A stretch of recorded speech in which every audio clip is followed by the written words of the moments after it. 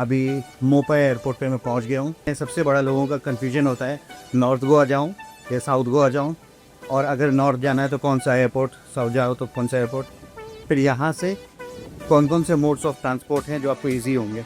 और अगर कैब ले रहे हो तो जो पर्सनली आएंगे कि हम कब में ले जाएंगे उनसे मत जाना, वो कभी कम में नहीं ले जाएंगे। हम लोग कैब में बैठ गए हैं और यहाँ से बागा लगभग 50 से 55 मिनट 50-55 मिनट के आसपास लगना चाहिए।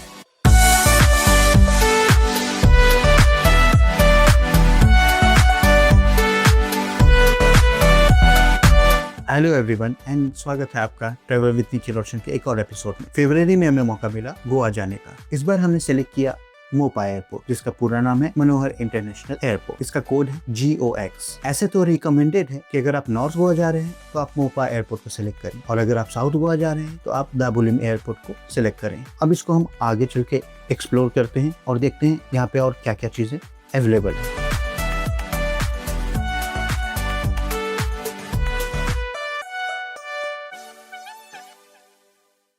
तो फाइनली मेरी फ़्लाइट बहुत लेट हुई, डिले हो कर वो फॉग की वजह से। अभी मोपा एयरपोर्ट पे मैं पहुंच गया हूं और यहाँ से मैंने 4-5 ऑप्शंस देखे हैं। सबसे बड़ा लोगों का कन्फ्यूजन होता है नॉर्थ गोवा जाऊं या साउथ गोवा जाऊं, और अगर नॉर्थ जाना है तो कौन सा एयरपोर्ट, साउथ जाओ तो कौन सा एयरपोर्ट, फिर यहाँ से कौन कौन से मोड्स ऑफ ट्रांसपोर्ट हैं जो आपको ईजी होंगे।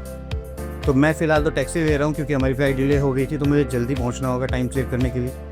बट यहाँ बस के ऑप्शन भी है, लेट्स सी। तो बसेस उसमें अभी 1 घंटा है। अगला जो नेक्स्ट आएगा अभी 4:30 हो रहे हैं, 5:30 पे आएगा।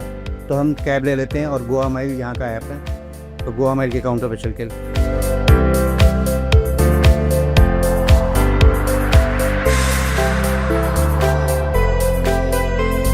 अब यहाँ पे बहुत सारे ऐप्स के अलग अलग हैं। यहाँ से बाहर निकल के कई सारे डिफरेंट काउंटर्स, और साइड पे गोवा माइल्स का, जो आप गोवा माइल का ऐप डाउनलोड करोगे उसी यहाँ पे टोकन मिलेगा। वो टोकन से सामने में कैब्स है, यही कैब लेके आप बेटर रास्ते से अगर कैब ले रहे हो तो मेरे लिए टाइम सेव करना ज़रूरी था इसलिए, वरना फिर यहीं सामने में बसेस भी मिलती हैं। उनकी टाइमिंग है वो मैं डाल दूँगा, वो टाइम का बस आप लेके बस से भी जा सकते हो, और वो 200, 300, 400 अलग अलग प्राइस हैं अलग अलग लोकेशंस के। वो बहुत किफ़ायती है। और अगर कैब ले रहे हो तो जो पर्सनली आएंगे कि हम कब में ले जाएंगे उनसे मत जाना, वो कभी कम में नहीं ले जाएंगे। फाइनली कैब आ गई। वो बस OTP दिखाना होता है, और बाकी आप किसी भी मोड ऑफ पेमेंट का इस्तेमाल कर सकते हैं पे करने के लिए। हम लोग कैब में बैठ गए हैं और यहाँ से बागा लगभग 50 से 55 मिनट 50-55 मिनट के आसपास लगना चाहिए। और होटल्स वगैरह आपने कर रखा है तो आप डायरेक्टली वहाँ का लोकेशन डाल सकते हैं। टीटोज़ मैं जा रहा हूँ, टीटोज़ लेन जो है बागा पे। एक इम्पॉर्टेंट चीज़ जो है, गोवा माइल्स क्यों प्रेफर किया बाकियों के तुलना में, क्योंकि कई सारे ऐसे हैं जो आपको यहाँ पर प्राइस कुछ और बताएंगे और फिर उसमें टोल वोल ऐड करके 200-250 बढ़ा देंगे, पर इसमें ये इंक्लूडेड होता है बिल्कुल। जैसे एक ऐप बेस्ड है ये पूरा सर्विस, तो जैसे ओला उबर वगैरह में आपके सब इंक्लूडेड आते हैं, वैसे ही इसमें भी इंक्लूडेड आते हैं, तो ये बेस्ट होता है। और अगर एकदम ही किफ़ायती चाहिए तो बस का ऑप्शन तो है ही ऑफ कोर्स। आई होप कि इन लोग एयरपोर्ट पे कोई ऐसा कोई बाइक स्कूटी रेंट वगैरह का सर्विस ऑन कर दें, ताकि आप यहीं से पिक करो और पूरा अपने जो भी 2-4 दिन घूमना है घूमो।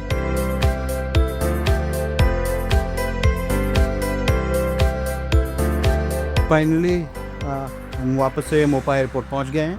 प्राइवेट एयरपोर्ट है, इसलिए यहाँ पर थोड़ा सा आपको प्राइसेस दाबोलिम से ज़्यादा मिल सकते हैं कैब के, बट हाँ सुंदर भी बहुत है। और यहाँ पर अगर आपको बाई चांस अगर लेट पहुँचना है या फिर वेट करना है, तो अगर आप वेट कर रहे हैं यहाँ पर तो आप आसपास तो वेट कर ही सकते हैं। अंदर लाउंजेस भी हैं जहाँ आप अपना card, debit card, credit card, any other card वो चेक कर सकते हैं। इनक्लैम एक लाउंज है जो आई थिंक ICSA के साथ भी अटेस्टेड है, तो आई थिंक वो भी आप यूज़ कर सकते हैं। तो अगर टाइम बिताना हो अंदर भी बिता सकते हैं, बाहर बिता सकते हैं, अगर बसेस का वेट कर रहे हैं या वगैरह वगैरह। इट्स ब्यूटीफुल, और शाम के वक्त तो और भी अच्छा लगता होगा। और बाहर ही टैक्सीज मिल जाती हैं और मैंने दिखाया था बसेस के टाइमिंग्स जो मैंने आपको बताए हैं, वहीं से बसेस भी सामने से मिल जाती है। और नहीं तो मैं एक कॉन्टैक्ट नंबर और मेंशन करूँगा, वो आपको दाबोलिम एयरपोर्ट और मेनली दाबोलिम पे, बट मोपा पे भी वो कर देते हैं। वो आपको स्कूटी पहुंचा देंगे और वापस जब आप स्कूटी लेके एयरपोर्ट आओगे तो आपसे स्कूटी ले भी लेंगे। एक कैच है कि अगर आप मोपा एयरपोर्ट पे हो तो वो स्कूटी लेने या फिर ड्रॉप करने के लिए आपको एग्ज़िट गेट तक पैदल जाना होगा, जो कि दूर है। तो मैं रिकमेंड करूँगा कि मोपा पे मत मंगवाओ आप इनसे, दाबोलिम एयरपोर्ट सेलेक्ट करो। वहाँ आपको जैसे ही एग्ज़िट गेट पे पहुँचोगे, राइट से उतरोगे, बाहर निकलोगे, एक गेट पे ही आपको दे देंगे आपकी स्कूटी। वही 500 रुपये चार्ज लेंगे, 1000 रुपये एडवांस रखे रहेंगे और जो भी आपका लास्ट फाइनल बिल आएगा उसमें वो मैनेज कर देंगे। अब बात कर लेते हैं यहाँ पे किस तरह की चीज़ें अवेलेबल है। बात करें कनेक्टिविटी की, तो प्राइवेट कार टैक्सीज आपको ईजिली मिल जाते हैं, जो आपको NH66 और NH166S से लेके जाते हैं। यहाँ से डायरेक्ट कनेक्टिविटी है नॉर्थ गोवा, साउथ गोवा, सभी जगह की। बट मैं आपको सजेस्ट करूंगा कि आप गोवा माइल्स का ऐप यूज़ करें, और उसका एक काउंटर भी है, आप वहाँ काउंटर पर जाके डायरेक्टली बुक भी कर सकते हैं। आप बेफिक्र होकर ट्रैवल कर सकते हैं।